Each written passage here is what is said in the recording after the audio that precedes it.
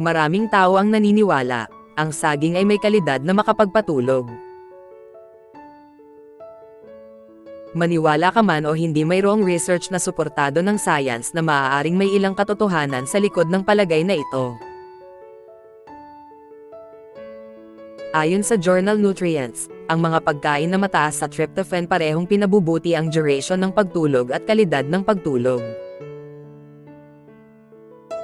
Naniniwala ang mananaliksik na ito ay dahil sa ang pagkain na mayaman sa tryptophan positibong maka-influence sa melatonin at serotonin levels.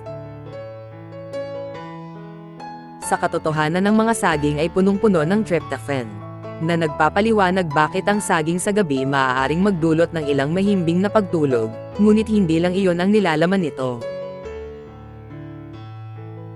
Bagamat ang mga saging ay isang popular na snacking choice dahil ang mga ito ay convenient at versatile. Kumain lamang ng hindi hihigit sa 2 saging bawat araw.